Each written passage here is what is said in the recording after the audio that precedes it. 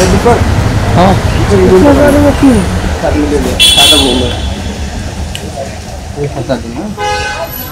Side में करना एकदम पूरी इधर मत करना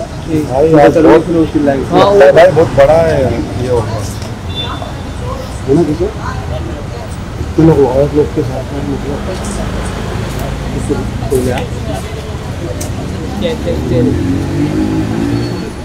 वेट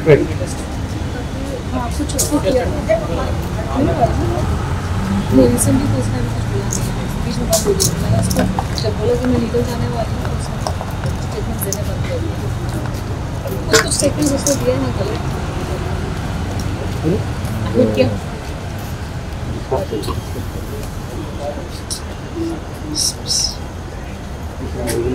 चलो चलो बाइट बाइट आ जाओ मैम यहाँ पे आइए मैम साइड में आ जाओ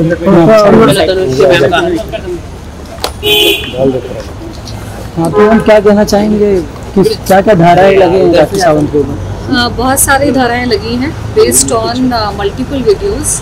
तो सारे एफआईआर की प्रक्रिया शुरू हो गई है और अलग अलग वीडियोस में अलग अलग जो उसने एलिगेशंस लगाए हैं, outraging women's modesty, humiliating statements जो उसने किए हैं, तो सारी चीज़ों पे अलग अलग धाराएं हैं। वो सारा अभी प्रोसेस स्टेटमेंट स्टार्ट हो गया। साथ ही मुंबई पुलिस क्या एक्शन लेने वाली है राखी सावंत के खिलाफ? They will take action, I am very confident, क्योंकि मैंने एक बैकग्राउंड भी दिया है कि ये मुद्दा कब से शुरू हुआ था। 2008 से शुरू हुआ था जब राखी को मुझसे दिक्कत होनी शुरू हो गई थी, जब हॉर्न ओके प्लीज़ में राखी को रिप्लेस करके मुझे लिया गया था और फिर मेरे साथ कंट्रोवर्सी करके प्रोड्यूसर्स ने वापस राखी को लिया। तो उसमें प्रोड्यूसर्स की एक चाल थी कि मेरे नाम पे पब्लिसिटी करके, शायद उनकी पहले से प्लानिंग थी कि राखी को ही लेंगे, लेकिन उन्होंने पहले राखी को रिप्लेस किया मेरे से और उसके बाद मेरे साथ कंट्रोवर्सी करके वापस राखी को गाने में लिया और मेरे सारे चेक्स उन्होंने बाउंस कर दिए। मेरे शूटिंग से पहले ही मेरा एक चेक बाउंस हो गया था। मतलब उनकी सोची समझी साजिश थी, ये कंट्रोवर्सी करेंगे, हंगामा करेंगे ताकि ये सब हो जाए, पब्लिसिटी मिले।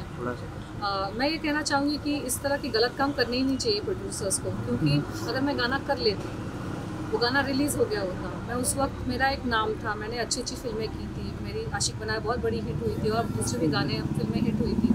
अगर वो गाना रिलीज़ हो गया होता तो मुझे भी आगे काम मिलता और प्रोड्यूसर्स को भी फ़ायदा होता। वो पिक्चर रिलीज़ हो जाती, वो पिक्चर आज तक रिलीज़ नहीं हुई है। इस पिक्चर की वजह से मुझे इतना इमोशनल ट्रॉमा, इतना कुछ मुझे झेलना पड़ा। उन्होंने अगर वो कंट्रोवर्सी नहीं करी होती, शॉर्टकट का काम नहीं किया होता कि कंट्रोवर्सी करके तनुश्री दत्ता के ऊपर हम ज़ोर ज़बरदस्ती करके प्रॉब्लम्स क्रिएट करके किसी भी लड़की को अगर आप इस तरह से ट्रीट करोगे तो कोई भी एक ईमानदार जो इंसान होता है, सेल्फ रिस्पेक्टिंग इंसान होता है, रिटेलिएट करेगा ही। आप किसी को परेशान कर रहे हो, वो चुपचाप कैसे कोई कुछ चीज़ें ना सहनशीलता के बाहर होती हैं और कुछ आदमी ऐसे होते हैं जिनकी हरकतें आप नहीं झेल सकते। और नाना पाटेकर की रेपुटेशन हमेशा से ऐसी रही है। उसकी एक सिर्फ मैं नहीं, बहुत सारी हीरोइंस के साथ उसके प्रॉब्लम्स हुए हैं।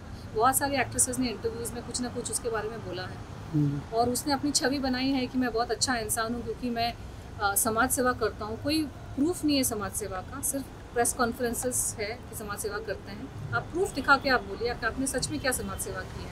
और दूसरी चीज़, अच्छा आदमी वो होता है जो अपने परिवार के साथ रहे। हीरोइनों के साथ लिंकअप करके हीरोइनों के साथ अफेयर करने अच्छा आदमी के लक्षण नहीं होते हैं। ये बात दुनिया को पता है, ये बात पूरी मीडिया में फैली हुई है कि नाना पाटेकर के अपने खुद के फैमिली के साथ संबंध ठीक नहीं है।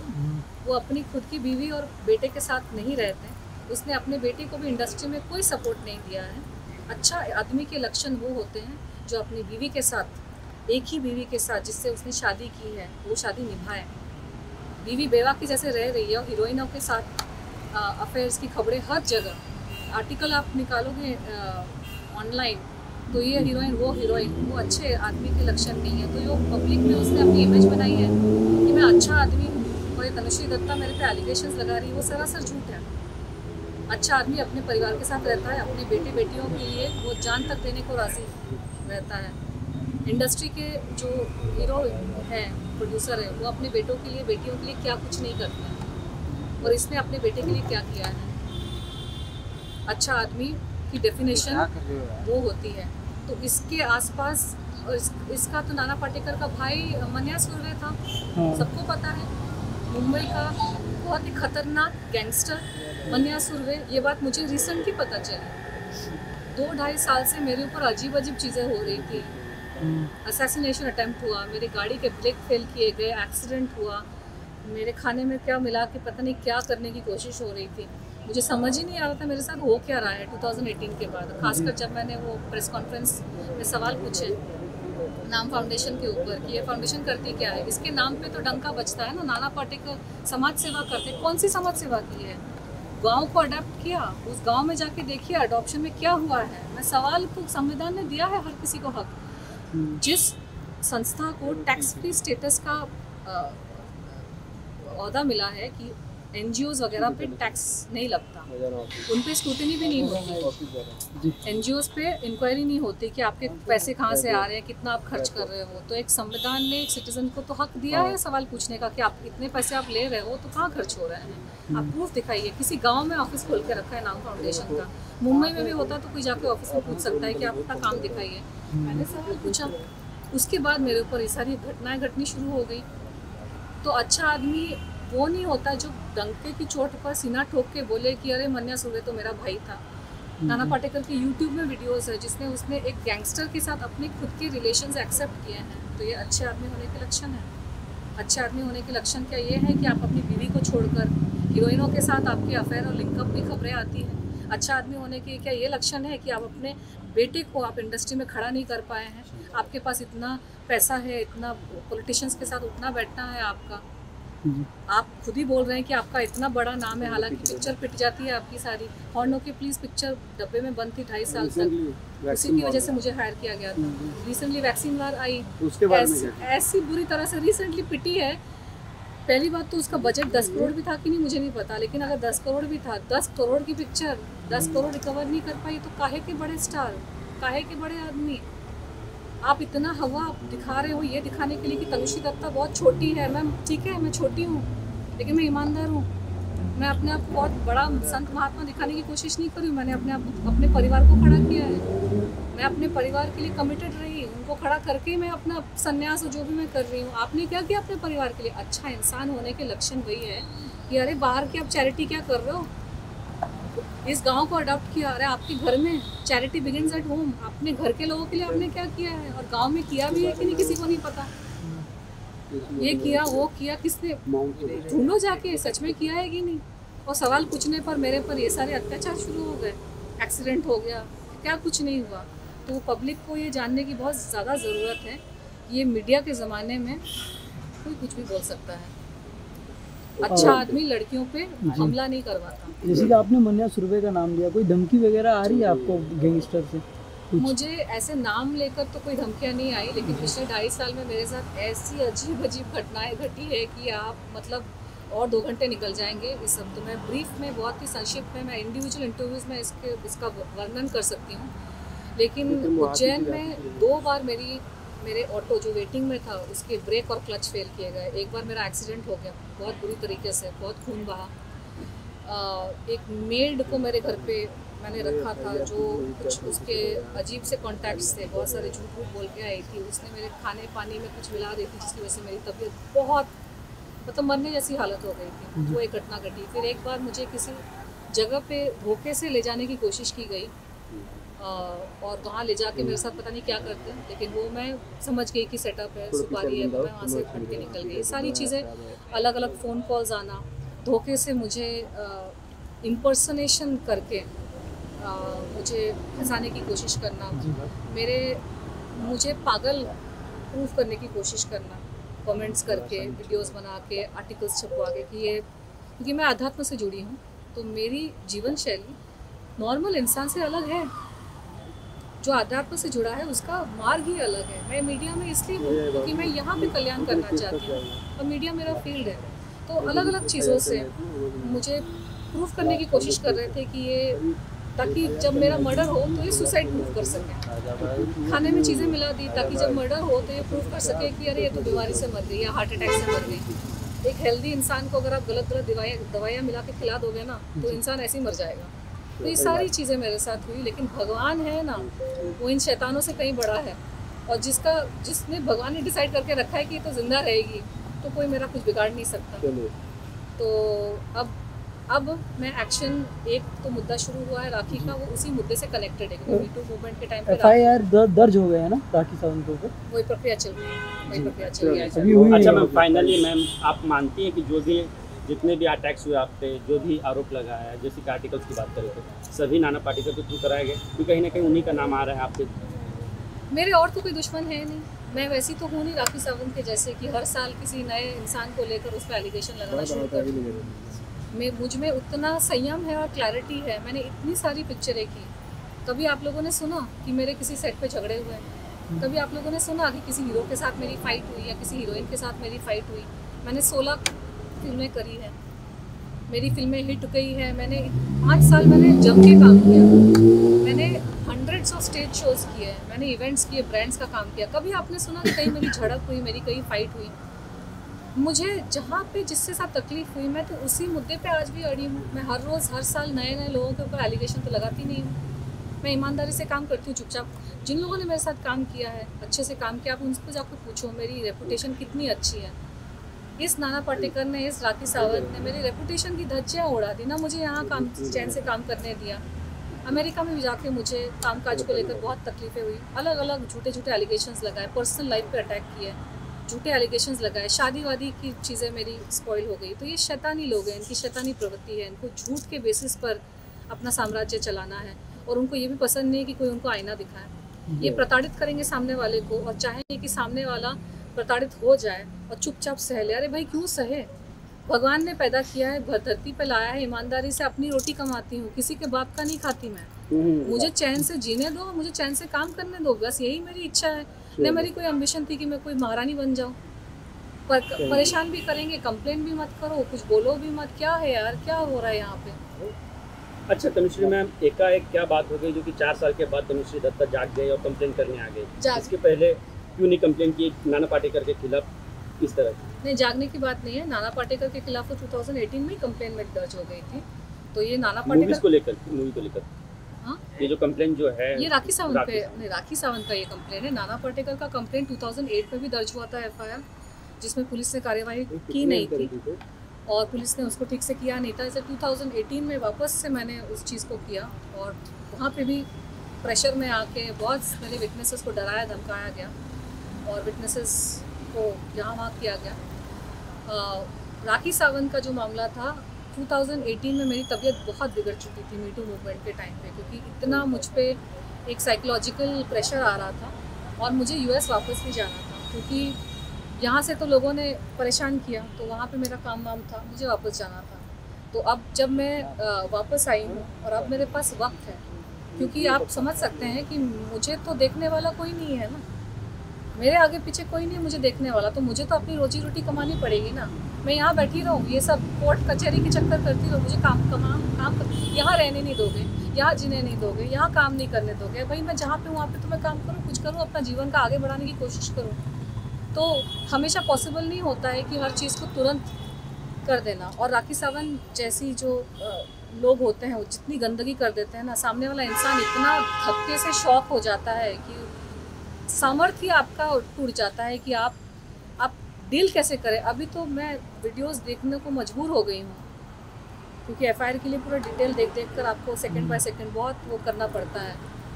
मैं 2 दिन पहले भी मैं रो रही थी कि कोई इंसान आके इस तरह के एलिगेशन लगा के सारी ज़िंदगी यार ईमानदारी से काम किया, इससे अच्छा तो बेईमानी हो जाता है।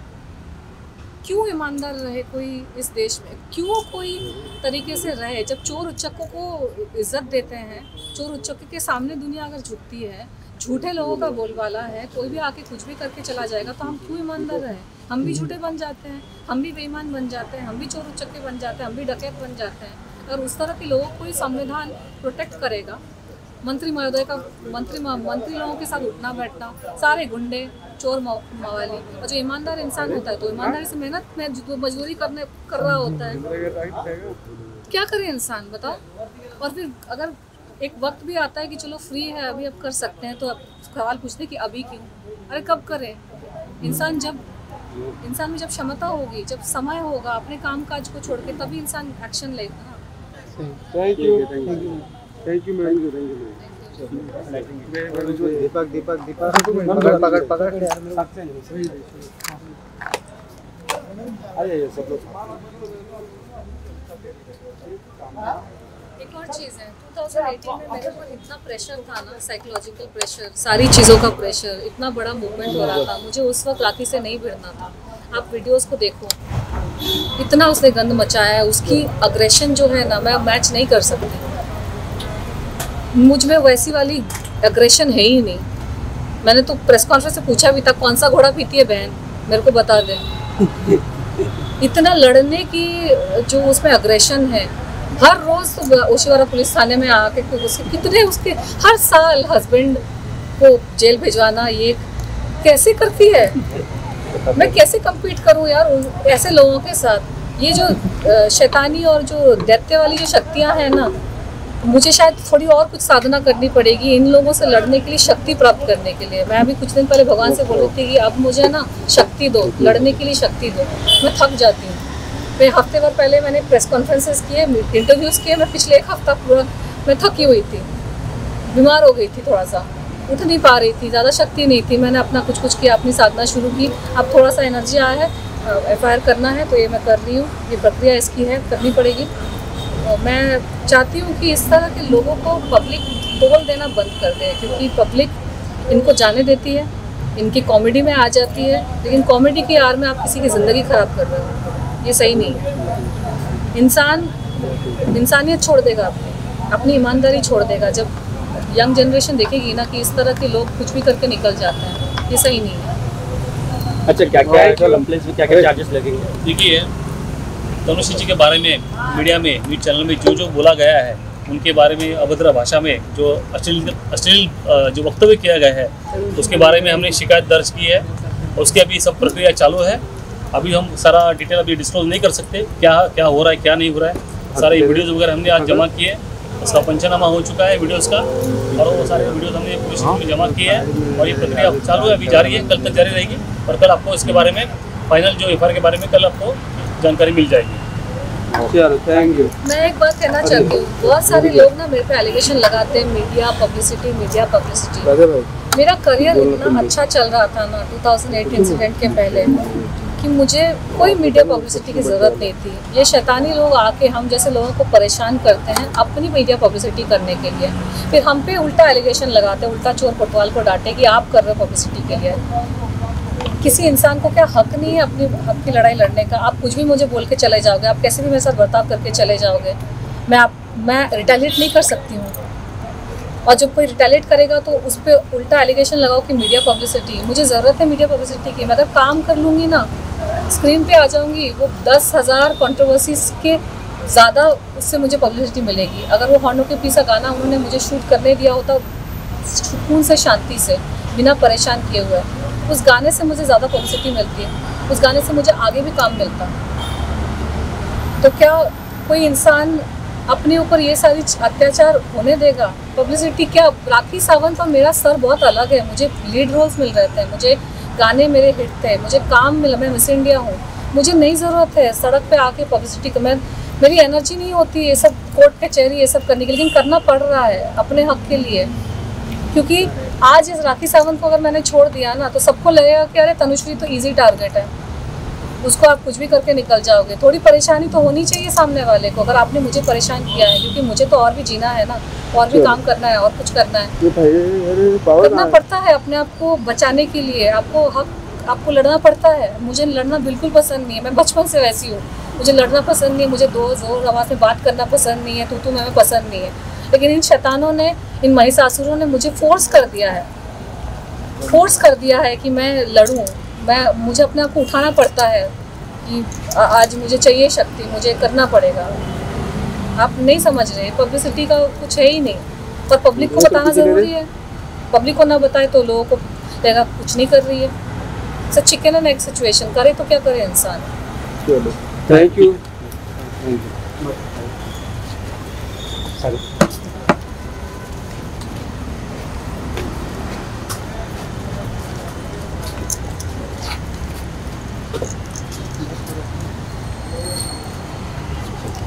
मैम मैम इधर आइए उधर ही कैसे फोटो